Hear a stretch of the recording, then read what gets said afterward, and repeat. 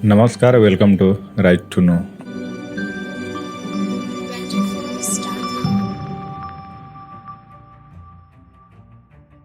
प्रेम अंधा होता है। यह एक कहावत है कि दिल लगी दीवार से तो परी क्या चीज है। भाई प्यार अंधा होता है, बावला नहीं। क्यों मीना?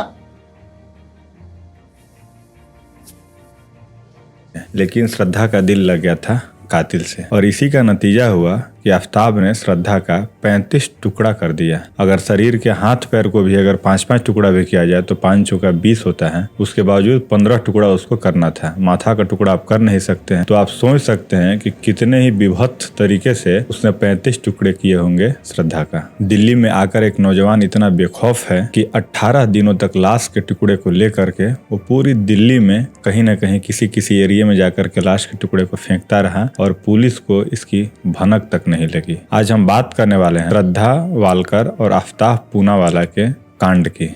कहानी शुरू होती है मुंबई से। 27 साल की श्रद्धा विकास वालकर नौकरी की तलाश में पहली बार मुंबई आती है। महाराष्ट्र के पालघर में अपनी मां और भाई को छोड़कर श्रद्धा के पिता विकास मदन वालकर पालघर में इलेक्ट्रॉनिक सामान की एक दुकान और सर्विस का काम करते थे। मदन वालकर 2016 से ही अपने परिवार से अलग रह रहे थे। उनके परिवार में बेटी श्रद्धा के अलावा पत्नी सुमन और 23 साल का एक बेटा है। श्रद्धा को मलाड में एक मल्टीनेशनल कंपनी के कॉल सेंटर में नौकरी मिल जाती है। इसी कॉल सेंटर में 30 साल का आफताब अमीन पूनावाला भी नौकरी कर रहा था। यही श्रद्धा और आफताब की पहली बार मुलाकात होती है। करीब 8-9 महीने की मुलाकात के बाद दोनों में प्यार हो जाता है। प्यार इसको नहीं कहा जा सकता, ये सिर्फ जिस्म की हवस हो जाती है एक दूसरे को। 2019 की शुरुआत में श्रद्धा और आफताब फैसला करते हैं कि अब वो अलग अलग रहने की बजाय एक साथ लिव इन में रहेंगे। इसके बाद दोनों मलाड में एक किराए के घर ले लेते हैं। लिव इन में रहने के कुछ दिन बाद ही श्रद्धा एक रोज अपनी माँ को आफताब के बारे में सारा सच बता देती है। माँ से होते हुए ये बात बाप तक पहुँचती है। दोनों आफताब के साथ श्रद्धा के रिश्ते का विरोध करते हैं। श्रद्धा को पालघर बुलाया जाता है। श्रद्धा पालघर जाती है, मगर माँ बाप के लाख समझाने के बावजूद भी वो कातिल आफताब के साथ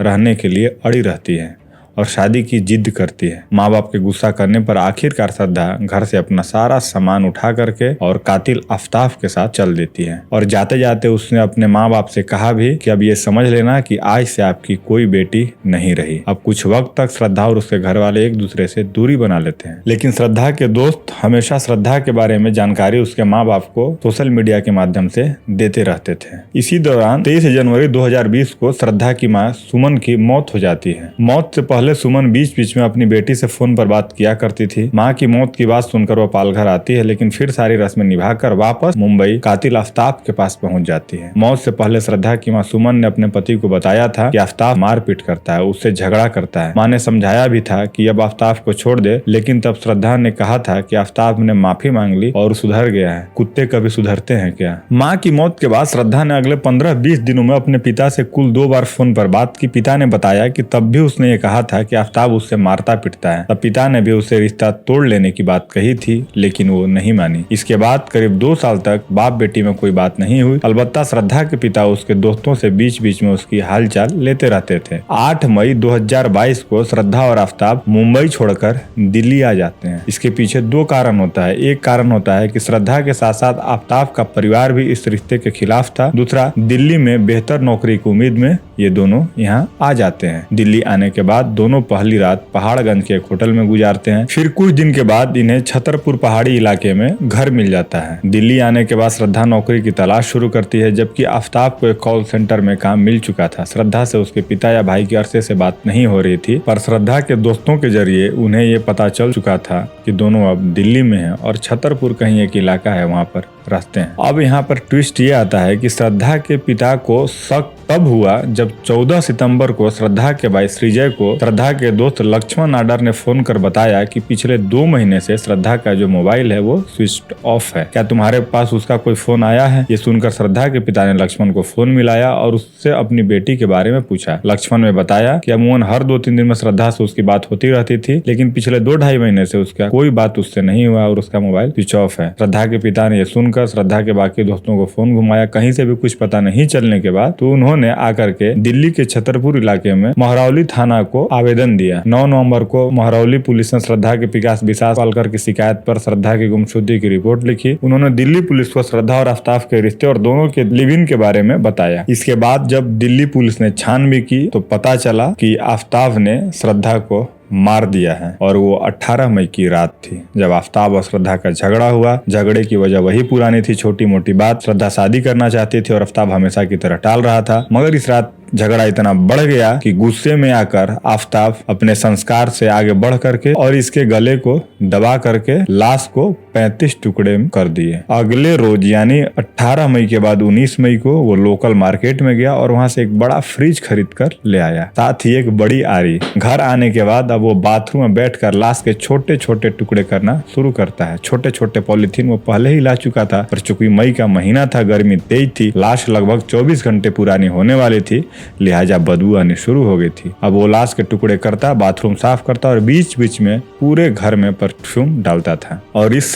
दरिंदे ने इस दरिंदगी से उस लड़की के 35 टुकड़े किए कि आज अंगुली माल भी होता तो भी उसके रूह कांप जाते। पूछताछ में ये बात पता चली कि अमेरिकन क्राइम सीरीज डेक्स्टर से उसको इस हत्या का आइडिया आया था और उसने 35 टुकड़े करके 18 दिनों तक 100 के छोटे छोटे टुकड़े को महरौली के जंगल में कहीं कहीं अलग अलग लोकेशन पर जाकर के फेंकता रहता था। 2 बजे रात में उठता था और जाकर के लाश के एक टुकड़े को फेंकता था। और ये आइडिया भी उसको अमेरिकन क्राइम सीरीज डेक्स्टर से आया था और उसने इस टुकड़े को फ्रिज में रखे हुए था। इन्वेस्टिगेशन में ये बात भी सामने आई है कि जिस ऐप से, बम्बल ऐप से उसने श्रद्धा को फंसाया था, उसी ऐप से उसने श्रद्धा की हत्या करने के बाद फिर से लड़कियों को डेटिंग ऐप पर जा करके डेट किया है और उसी घर में ला करके लड़कियों के साथ सोया भी था। और इस तरह से श्रद्धा वालकर और आफ्ताब पूनावाला की जिस्म की हवस की कहानी समाप्त हो जाती है। श्रद्धा मारी जाती है और आफ्ताब को इस घटना से एक पैसे का भी कोई भी पश्चाताप नहीं है। इस वीडियो को बनाने के पीछे इतना ही हेतु है, इतना ही पर्पस है कि आप सब अपने माँ बाप का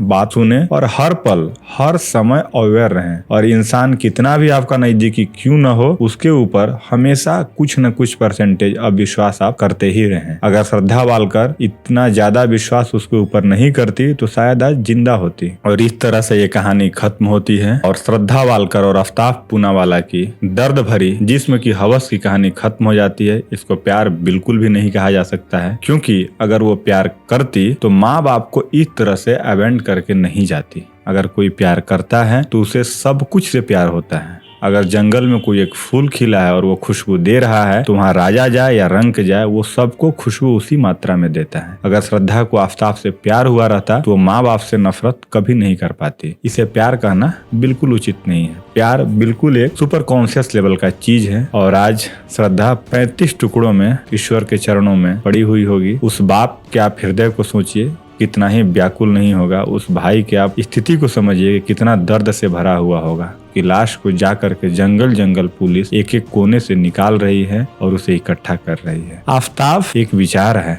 आफ्ताब एक व्यक्ति नहीं है। आफ्ताब बिल्कुल एक कट्टर विचार है जो कि आपके आसपास दिन रात हर समय आपके नजदीक में घूम रहा है। आपको उससे बचने की जरूरत है, क्योंकि ये आफ्ताब हर जगह पाए जाते हैं। और मेरा आफ्ताब उससे अलग है। वो सूटकेस नहीं लाता है, वो फ्रिज लाता है। ऐसा बिल्कुल भी ना सोचे, सतर्क रहें हमेशा। बस इतना ही बोल करके बात को समाप्त करते हैं। खास करके लड़की हमेशा अवेयर रहे। कोई भी हो, दोस्ती करना कोई बुरा नहीं है, प्यार करना कोई बुरा बात नहीं है, लेकिन होश में होना चाहिए। संसार से अगर आपको प्रेम है तो जागरूक रह करके प्रेम कीजिए। और वीडियो अगर आप यहाँ तक देख चुके हैं तो वीडियो अगर पसंद आई हो तो इसको लाइक कीजिए। और भी इसी प्रकार का कुछ कमेंट आप करना चाहते हैं, कुछ व्यू देना चाहते हैं वीडियो में, तो आप यहाँ पे कमेंट कर सकते हैं। और चैनल को अब तक सब्सक्राइब नहीं किया है तो लास्ट में बटन आ रहा है, राइट टू नो लिखा है, उस पर क्लिक करें और व्यू चैनल करके सीधे उसको सब्सक्राइब करें।